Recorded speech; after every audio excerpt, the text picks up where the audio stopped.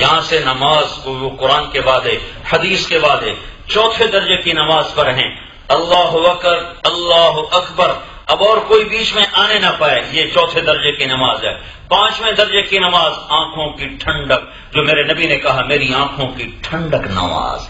ابو ریحانہ رضی اللہ تعالیٰ عنہ سفر سے واپس آئے، بیوی سے ملے، تنہائی ہے، سفر سے واپسی ہے، دونوں میں ملنے کا شوق ہے، کہنے کہ 2 نفل پڑھ لوں، پھر بیٹھتے ہیں 2 نفل پڑھ لوں، کب پڑھ لو، وہ ادھر ہو گئی اللہ اکبر، ادھر نماز شروع ہو گئی، ادھر انتظار شروع ہو گیا، ادھر نماز لمبی، ادھر انتظار لمبا، فجر کی اذان ہو گئی، ابو ریحانہ کی 2 رکعت ختم نہ ہوئی۔ اذان پہ سلام پھیرا تو بیوی نے بڑا گلہ کیا کہ ابو ریحانہ اتنا ظلم، میرا حق کوئی نہیں تھا تیرے اوپر، کہنے کہ مجھے یاد نہیں رہا، مجھے یاد ہے، اللہ کی قسم مجھے یاد نہیں رہا۔ کب کیوں دیوانوں جیسی بات کرتے ہو، ایک کمرے میں تنہائی میں کہتے مجھے یاد نہیں رہا، کہ میں نے جب اللہ اکبر کر کے نماز کی نیت باندھی تو میرے آگے جنت اور جہنم ایسے آئی کہ میں سب کچھ بھول گیا۔ ہاں اب تو ماشاءاللہ ہاتھ کا ٹیلی فون ہے، جماعت میں بھی جا کے کیم شو ہوتا رہتا ہے، کیم شو آج کیا پکایا ہے، اور ادھر ایک کمرے میں ہو گیا تو مجھے یاد ہی کوئی نہیں رہا، چلو 5واں درجہ چھوڑو، چوتھا درجہ چھوڑو، تیسرا چھوڑو، دوسرا تو ہو جائے، تیسرے کا زور تو لگاؤ کہ یا اللہ میں تیرے آگے کھڑا ہونے لگا ہوں، میں تیری یاد میں کھڑا ہونے لگا ہوں، اقم الصلاۃ لذکری، اللہ کہتا ہے نماز پڑھ میری یاد والی، میں نماز میں تجھے یاد آؤں۔ کس قدر غفلت کی انتہا ہے کہ اللہ اکبر کہتے ہیں اللہ یاد نہیں آتا، سبحانک اللہم اللہ یاد نہیں آتا، وبحمدک کوئی نہیں یاد آیا، وتبارک اسمک پھر بھی یاد نہیں آیا۔ میں بے نمازی کا رونا تو رونا ہی ہے، جو نماز پڑھنے والے ہیں ان کا رونا رو رہا ہوں، اور اپنا بھی ساتھ رو رہا ہوں کہ میرے پاس بھی وہی غفلت والی نماز ہے۔ وتعالى جدک یہ سب اللہ ہے، ولا الہ غیرہ سب اللہ، اعوذ باللہ میں اللہ، بسم اللہ میں اللہ، الحمدللہ میں اللہ، رب العالمین میں اللہ، الرحمن میں اللہ، الرحیم میں اللہ، مالک یوم الدین میں اللہ، اہدنا میں اللہ، سب اللہ اللہ اللہ اللہ، پھر اللہ اکبر میں اللہ، پھر ربنا میں اللہ، پھر سبحان ربی العظیم میں اللہ، سبحان ربی الاعلی میں اللہ، تکبیر میں اللہ، ہر چیز میں اللہ۔ وہ کتنی بڑی غفلت ہے کہ اتنی دفعہ اللہ کا نام لے کر بھی اللہ یاد نہیں آتا۔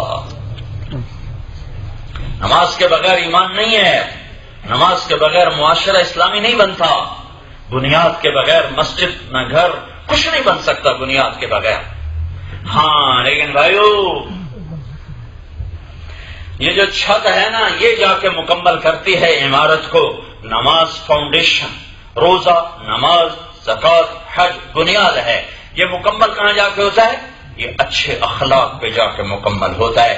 اسلام کا آخری نقطہ اچھے اخلاق، اسلام کا آخری چیپٹر، آخری سبق، اسلام کی آخری نصیحت، اسلام کی آخری بات اچھے اخلاق، اچھے اخلاق، معاف کرنا، درگزر کرنا، چھوٹا بن جانا، غصے کو پی جانا، غیبت سے بچ جانا، جھوٹ سے بچ جانا، بخل سے بچ جانا، زنا سے بچنا، شراب سے بچنا، یہ سب اخلاق کا حصہ ہے۔ حرام کمائیوں سے بچنا، دھوکے سے بچنا، فراڈ سے بچنا، گالی سے بچنا، بہتان سے بچنا، یہ سب اخلاق ہیں۔ یہ اسلام کا آخری سبق ہے۔ جس معاشرے میں اخلاق نہ ہو وہ معاشرہ اسلامی نہیں ہوتا، اس پر اللہ کی چھاؤں نہیں آ سکتی۔ معراج میں نماز ملی اور معراج میں والدین کا ادب ملا، اخلاق ملے۔ آپ پہلے آسمان پر گئے تو آدم علیہ السلام نے استقبال کیا، دوسرے پر آپ کو یحییٰ، زکریا، عیسیٰ علیہ السلام نے استقبال کیا، تیسرے پر یوسف علیہ السلام، چوتھے پر ادریس علیہ السلام، پانچویں پر ہارون علیہ السلام، چھٹے پر موسیٰ علیہ السلام۔ سب ریسپشن والی جماعت، ریسپشن جماعت ہوتی ہے نا اجتماع میں، تو سب نبیوں نے آگے بڑھ کے استقبال کیا۔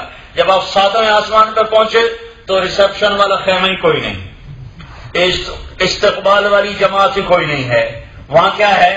وہاں ایک بیت اللہ تھا جس کا طواف ہو رہا تھا، اور اس میں ایک بابا جی دیوار سے ٹیک لگا کے ایسے بیٹھے ہوئے تھے، اور یہ تمہارا ممبر چھوٹا ہے کیسے کر ایسے بیٹھے ہوئے تھے ایسے۔ دیوار سے ٹیک لگائے ہوئے، ہاتھوں کی گوٹھ بنا، اس کو ہم پنجابی میں گوٹھ کہتے ہیں، یوں بیٹھے ہوئے تھے بڑے بے نیاز ہو کر. تو آپ نے جبریل سے پوچھا یہ بزرگ کون ہیں؟ کہ یہ آپ کے دادا ابراہیم علیہ السلام ہیں.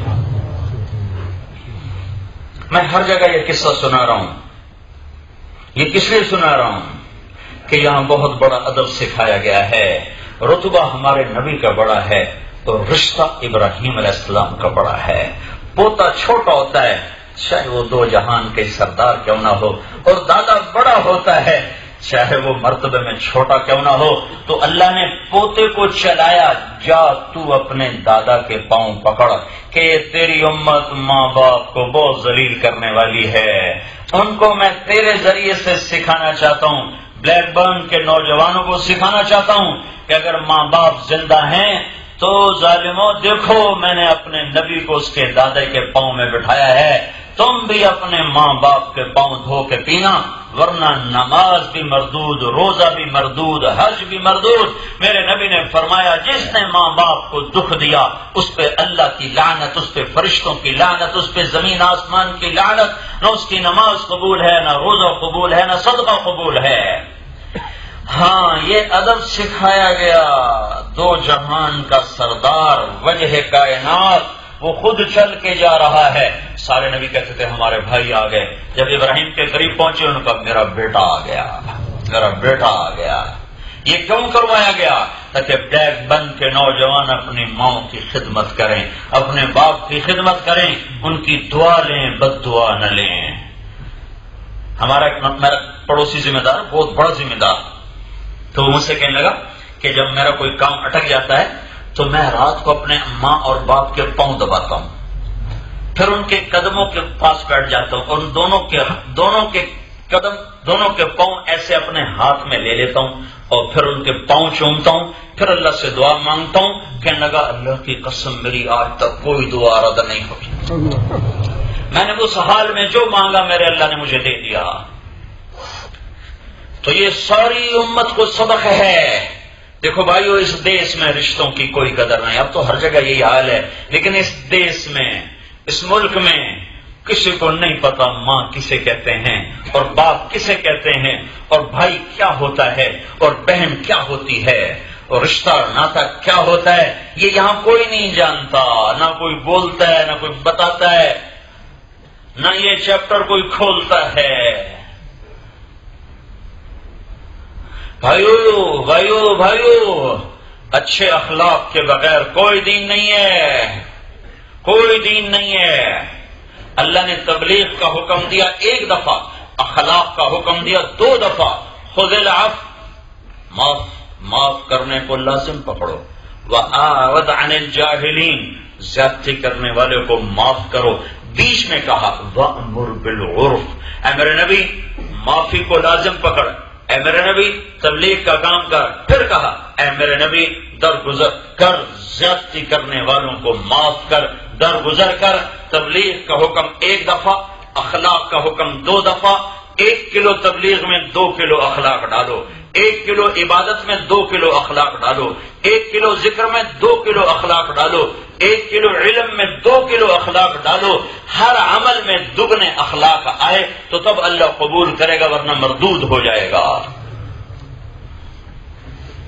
میٹھے بول میں جادو ہے. میں ابھی کمرے میں بیٹھا، آنے سے پہلے میں نے ایک حدیث سنائی ساتھیوں کو کہ اللہ کے نبی نے فرمایا بتاؤ اسلام کا سب سے مضبوط عمل کیا ہے؟ تو صحابہ نے کہا جہاد. آپ نے کہا نہیں. کہا جی نماز؟ کا نہیں. کا روزہ؟ کا نہیں. حج؟ نہیں. زکوٰۃ؟ نہیں. تو کہا یا رسول اللہ کیا ہے؟ آپ نے کہا اسلام کا سب سے مضبوط عمل آپس میں اللہ کے لیے محبت کرنا ہے. اللہ کے لیے محبت، اللہ کے لیے بغض. اور سنو سب سے زیادہ اس محبت کو برباد کرنے والی چیز وہ بد اخلاقی اور غیبت ہے، زبان کا غلط بول. غیبت نے مسجدوں کو آگ لگا دی، مدرسوں کو آگ لگا دی، خانقاہوں کو آگ لگا دی، مرکزوں کو آگ لگا دی، گھر جل کے راکھ ہو گئے اس زبان کے زہر نے. لقمان علیہ السلام نے فرمایا بیٹا میں چپ رہنے پہ کبھی نہیں پچھتایا، میں جب بھی پچھتایا اپنے بول پر پچھتایا ہوں.